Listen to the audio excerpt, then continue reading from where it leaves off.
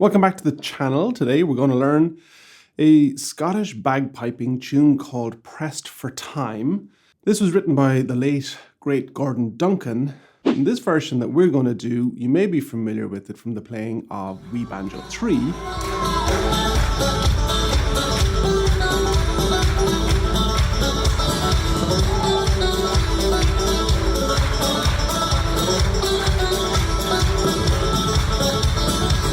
And my bandmate Martin Howley is the one who arranged this for tenor banjo. So this is all about cross-picking. It's not a lesson for everybody, perhaps. It is a good skill to have because anything that develops your right hand, new techniques improve all techniques, essentially. For this, we are going to use a little bit of planting with the pinky. I'll talk you through that. The syncopation, cross-picking, it's all in the key of A modal, Mixolydian-ish. Learning by ear is fantastic. This is definitely a tune where you might benefit from having access to the tablature or to the notation. Because of the cross-picking nature, it does go across 3 strings, possibly 4. I tune, as you know, in A, D, A, E. Now that's not essential for this tune unless you want to catch a low A note as a kind of a drone, but you can absolutely play it adequately and really nicely without having the A tuning, so don't let that put you off. So all of the work is needed in the first part of this tune. So I'm going to have a couple of different angles. I've shot one using the cracking the code magnet. You'll be able to see that. It doesn't fit particularly well on the banjo, so I don't have it on for now because it kind of slips and slides all over the place. But you can see that. And clearly I have a side angle which might help as well just to get the cross picking down. So let's just jump straight into the first part. And of course, if you want the tablature for this, printable PDFs and all that good stuff, head on over to Patreon. 75 lessons, I think, at this stage. That's, I don't know, 500 or 600 tutorial videos. It's great value. So for now, we're going to stick to 3 strings. We're going to leave out the bottom, which is the one closest to your nose, as in the bottom register one. That's the low A for now. So we're just going to stick with a 3-string cross pick. Now, the picking for this,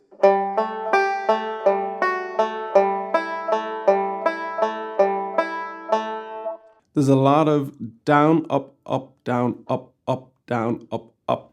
Even the way that I say it, you can hear the syncopation, which is what this tune is all about. Down, up, up, down, up, up, down, up. So here we go. This is the first part. I'm going to do it nice and slow, so keep an eye on what my right hand is doing. Now, as I said, a very slight planting with the pinky. Now, I use the edge of my pinky as opposed to planting 2 fingers. So you'll find one that is comfortable for you. I generally don't recommend planting for regular alternate down up down picking in jigs and reels because it gets in the way and it creates unnecessary tension. The reason that we plant in this one is because of the double ups. So the down up up down up up, that motion, we want to have a little bit of, I guess it provides a kind of a resistance for the 2 ups. So it works in the cross picking world.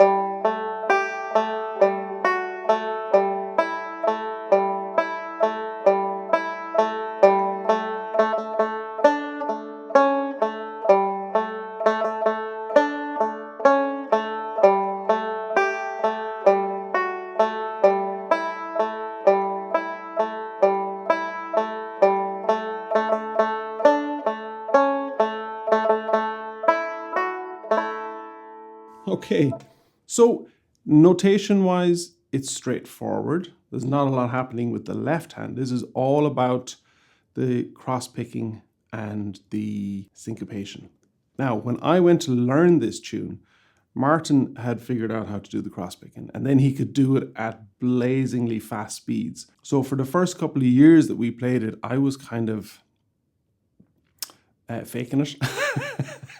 truly, when we got up to the high speed. So I had to sit down and really practice it ultra slow. So I'm a big exponent of ultra slow practice. And what I mean by ultra slow is this speed.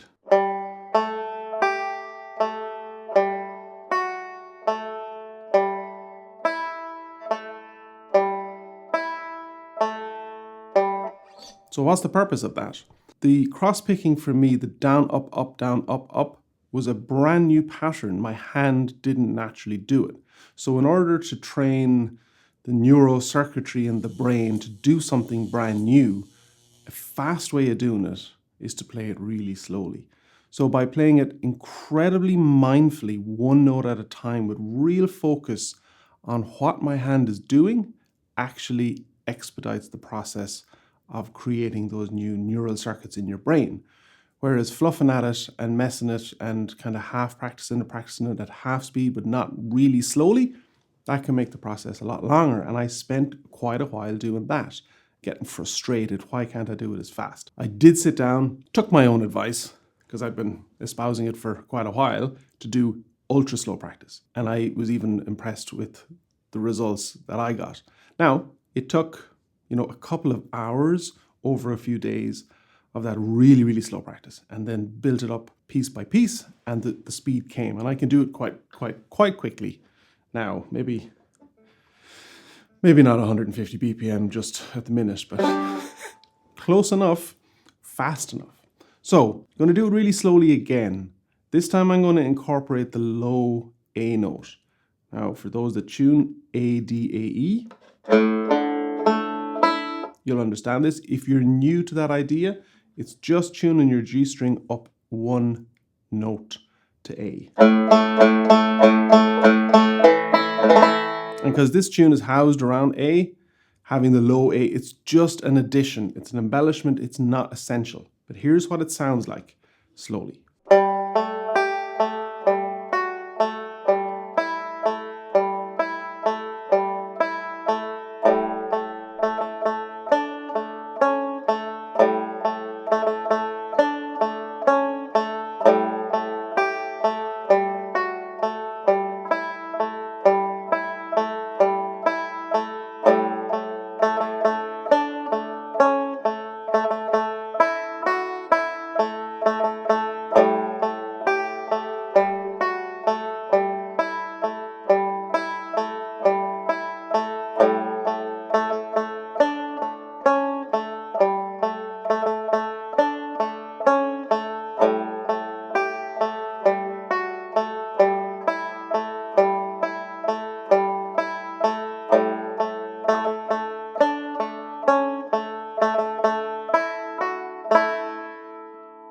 The notes that you play with your left hand are exactly the same. We're just catching that low A as a drone. So nothing changes apart from hitting that double note, and it is actually a low A with a G,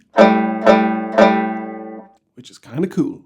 Let's pick up the pace a little bit and play all three parts. On Patreon, you can get access to the notation and a slow playthrough for all three parts, keeping it mega slow for learning.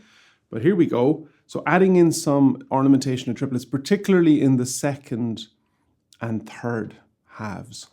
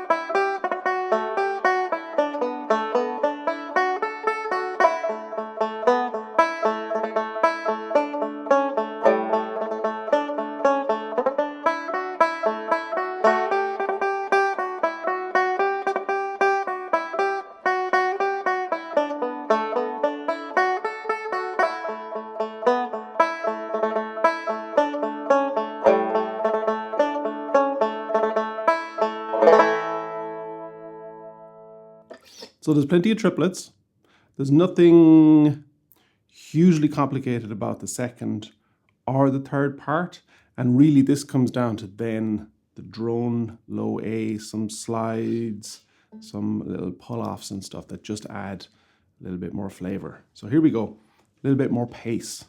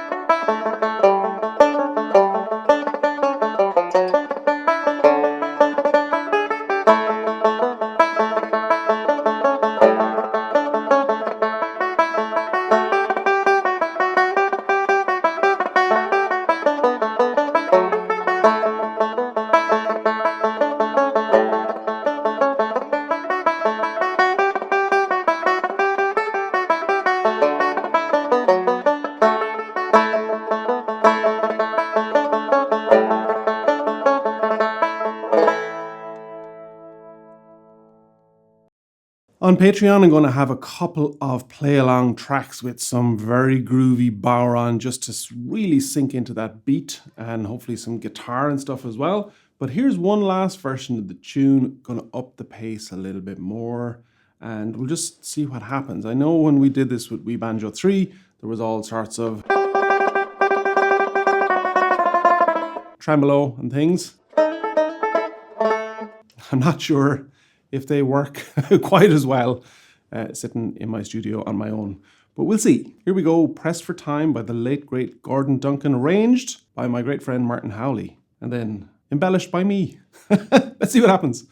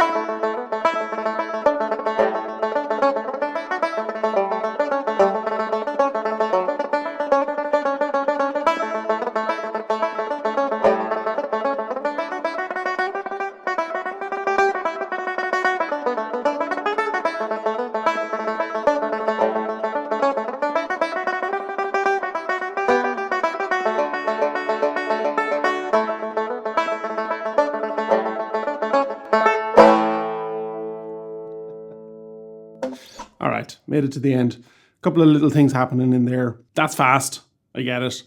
But it will be fully notated, so you're going to be able to see it. And of course, on SoundSlice, you can slow it right down. I put plenty of reverb on it so that even if you go down to 50%, it doesn't kind of decay too much.